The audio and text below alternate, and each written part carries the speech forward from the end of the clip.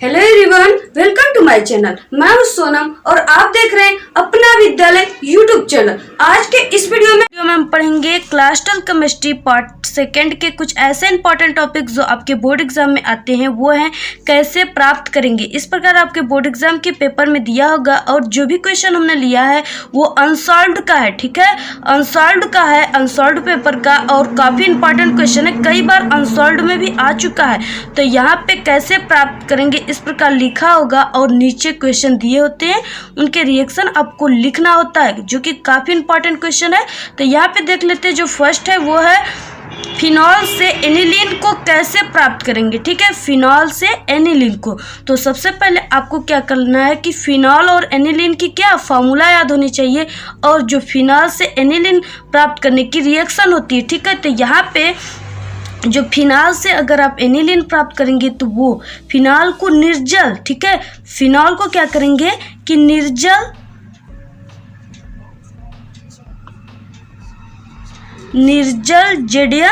ZnCl2, ये क्या है, जिंक क्लोराइड। तो निर्जल ZnCl2 की उपस्थिति में अमोनिया के साथ कराई जाए। ZnCl2 के उपस्थिति में, अर्थात ये इसमें कैटेलिस्ट उत्प्रेरक का कार्य करेगा, और ये रिएक्शन अमोनिया NH3 के साथ कराने पे, ठीक है, अमोनिया के साथ गर्म करने पर क्या प्राप्त होता है, एनिलीन प्राप्त होता है। तो यहाँ पे और जो ताप रहेगा उसमें 573 केल्विन रहेगा। तो यहाँ पे अब हम रिएक्शन करेंगे।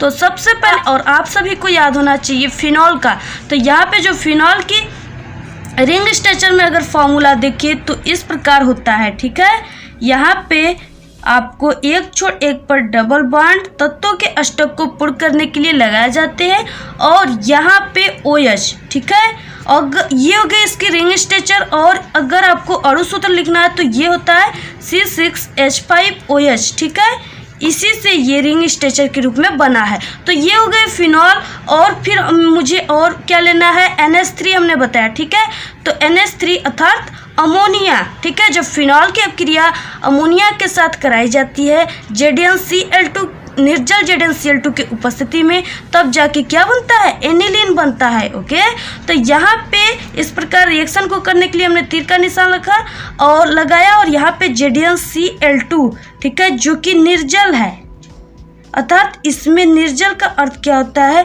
कि इसमें जल की मात्रा नहीं है। ठीक है, अगर निर्जल हमने लिया तो इसमें क्या होगी, जल की मात्रा नहीं, अर्थात निकलेगी इस रिएक्शन में। तो यहाँ पे क्या होगा, जैसे यहाँ पे दिया हुआ NH3, ठीक है, NH3 क्या है, अमोनिया है,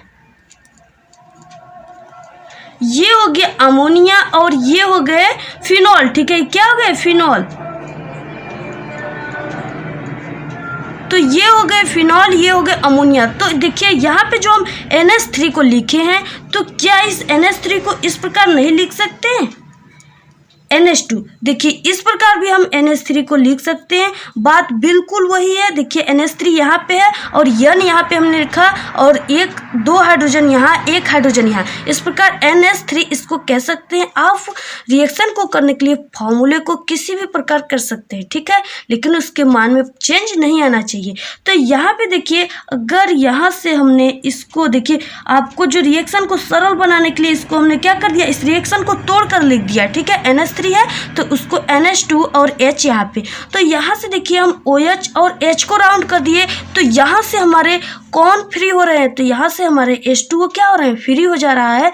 तो यहाँ से जो भी तत्व बचा है उसको हम ऐड कर लेंगे, जैसे यहाँ पे बच्चे हैं। ठीक है, इस प्रकार आपको एक बेंजीन की संरचना दिख रही है, क्योंकि OH जो है वो H से ऐड होकर जल निकल गया, और NH2 क्या हो गया, इस पे जाकर ऐड हो जाएगा। ठीक है, तो यहाँ से देखिए इस प्रकार के फॉर्मूले बन गए। NH2 इस पे ऐड हो जाएगा, और OH क्या है, ठीक है, माइनस है और ये प्लस है। तो इस प्रकार ये रिएक्शन करके यहाँ से प्लस H2O निकल जाएंगे। ठीक है, यहाँ से प्लस H2O, ये जल हो गए, और जो ये तत्व प्राप्त होते हैं ये है एनिलीन। ये क्या है, एनिलीन है। तो यही देखिए अब हमारा प्राप्त हो गया फिनॉल से एनिलीन। ठीक है, तो इस प्रकार आपको फिनॉल से एनिलीन प्राप्त हो गए। फिर उसके बाद देखेंगे हम नेक्स्ट, और काफ़ी इंपॉर्टेंट जो हमारा रिएक्शन है कैसे प्राप्त करेंगे, तो वो है एथिल एमीन से एथिल आइसोसाइनाइड कैसे प्राप्त करेंगे, ठीक है, जो कि काफ़ी इंपॉर्टेंट क्वेश्चन है। और इससे पहले भी हम अपना विद्यालय यूट्यूब चैनल पे क्लास 12 केमिस्ट्री के कई अर्थात आर रिएक्शन इंपॉर्टेंट जो है उसे बता चुकी हूँ। और हमारे अपना विद्यालय यूट्यूब चैनल पे क्लास 12 के आर सब्जेक्ट की स्टडी कराई जाती है, आप वहाँ से जाकर वीडियोज़ को देख लीजिए। तो यहाँ पे जब एथिल एमीन की अभिक्रिया आयोडोफॉर्म तथा एल्कोहलिक KOH पोटेशियम हाइड्रोक्साइड के साथ कराया जाता है, तब जाके क्या प्राप्त होता है, एथिल आइसोसाइनाइड। तो यहाँ पे हम क्या करेंगे कि एथिल एमीन की अभिक्रिया किससे कराएंगे, आयोडोफॉर्म। तो आयोडोफॉर्म का जो फॉर्मूला होता है वो होता है CH, ठीक है, जो आयोडोफॉर्म का फॉर्मूला होता है क्या होता है, CHI3।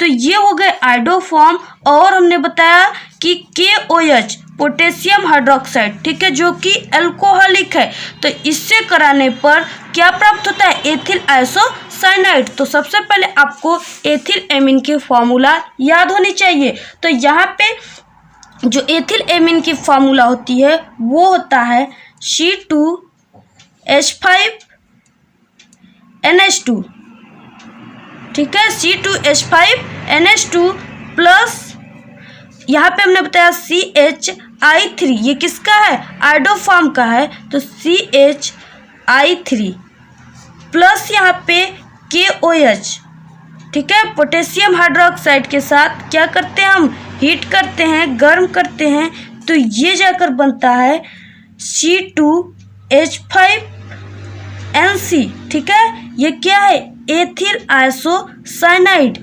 ये क्या है, एथिल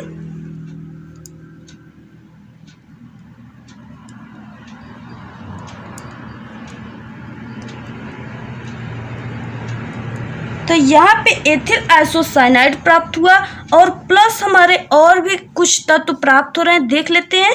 तो यहाँ से देखिए, जब हमने C2H5, ठीक है, C2H5 और N, ठीक है, इस N और इससे हमने इसको ऐड कर दिया, तो यहाँ पे जो हमारे तत्व बच रहे हैं, जैसे यहाँ पे बच रहे हैं पोटेशियम, ठीक है, और यहाँ पे हमारे बच रहे हैं I3, अर्थात आयोडीन की कितनी संख्या है, 3 है। तो ये पोटेशियम के साथ तो बना सकता है पोटेशियम आयोडाइड, बट यहाँ पे जो 3 है आयोडीन, तो यहाँ पे पोटेशियम भी तो 3 होनी चाहिए। तो यहाँ पे हमने पोटेशियम को क्या कर दिया, 3 कर दिया। तो यहाँ से हमारे बन गए KI बन गए पोटेशियम आयोडाइड, ठीक है। तो यहाँ पे 3 हो गए, क्योंकि 3 आयोडीन थे इसलिए हमने 3 पोटेशियम कर दिया। तो यहाँ पे पोटेशियम आयोडाइड इसका नाम है। फिर उसके बाद यहाँ पे देखिए, यहाँ से प्लेस थोड़ा कम है तो हमने यहाँ पे लिख दिया इस प्रकार। आप यहाँ पे, ठीक है, हमने यहाँ पे प्लस H2O, क्योंकि हमारे जो H2O है वो भी प्राप्त हो रहे हैं, तो यहाँ पे हो गया प्लस H2O, ठीक है। तो किस प्रकार हुआ, क्योंकि यहाँ से देखिए, अभी इसको हमें H2O को क्या करना है, अभी हमें बैलेंस करना है, क्योंकि रिएक्शन को बैलेंस करना बहुत ही इंपॉर्टेंट होता है। तो यहाँ से देखिए, जो हाइड्रोजन की संख्या हमने यहाँ पे 3 लगा दिया, तो हाइड्रोजन की संख्या कितने हो गए, 3 हो गए, और ऑक्सीजन भी 3 हो गए। तो इधर तो कहीं ऑक्सीजन आपको नहीं दिख रहा है, तो ऑक्सीजन एक यहाँ पे दिख रहा है, इसलिए मुझे यहाँ पे 3 करना होगा, जिससे कि ऑक्सीजन क्या हो जाए, 3 हो जाए, ठीक है। तो यहाँ पे हमने 3 कर दिया। तो यहाँ पे जब हमने 3 कर दिया तो इस H2O की संख्या कितनी हो गई, 6 हो गई, क्योंकि 3 का 2 में क्या होगा, मल्टीप्लाई होगा, गुणा होगा, तो ये कितने हो जाएंगे, 6 हो जाएंगे। और यहाँ पे जो दिख रहे हैं वो हाइड्रोजन की संख्या 3 यहाँ पे, क्योंकि हमने यहाँ पे 3 लगा दिया, तो 3 यहाँ पे हो गया हाइड्रोजन की संख्या, और 2 यहाँ पे हाइड्रोजन बैठे हुए हैं और 1 यहाँ पे। इस प्रकार 3 हाइड्रोजन यहाँ पे, 3 हाइड्रोजन यहाँ पे, इस प्रकार हमारे 3 कितने हो गए, ऐड होकर 6 हो गए। तो इस प्रकार यहाँ पे 6 हाइड्रोजन और ऑक्सीजन हमने यहाँ पे बताया 3 लगा दिया, तो 3 ऑक्सीजन। तो इस प्रकार हमारे रिएक्शन भी क्या हो गए, बैलेंस हो गए, और रिएक्शन पूर्ण तरीके से पूरे हो गए। तो ये रहा एथिल एमीन, ठीक है। फिर उसके बाद ये रहा आयोडोफॉर्म, ये हो गया KOH पोटेशियम हाइड्रोक्साइड। फिर उसके बाद एथिल आइसोसाइनाइड यहाँ पे हमारा प्राप्त हो गया, जो कि क्वेश्चन में ही था, एथिल एमीन से एथिल आइसोसाइनाइड कैसे प्राप्त करें, ठीक है। तो यहाँ पे ये हो गए, इस प्रकार ये हो गए पोटेशियम आयोडाइड जल, ये हमारे रिएक्शन पूर्ण तरीके से पूर्ण हो गए और इस प्रकार बैलेंस भी हो गए। तो ये हो गए कुछ इंपॉर्टेंट रिएक्शन। आपको और भी इंपॉर्टेंट रिएक्शन को देखना है तो आप हमारे अपना विद्यालय यूट्यूब चैनल पर जाकर देख सकते हैं। आपको ये वीडियो कैसा लगा, अगर वीडियो पसंद आए तो प्लीज़ वीडियो को लाइक करें, चैनल को सब्सक्राइब करें और बेल आइकन को भी प्रेस करें। कमेंट करना ना भूलें, शेयर करना ना भूलें। All the very best, bye bye.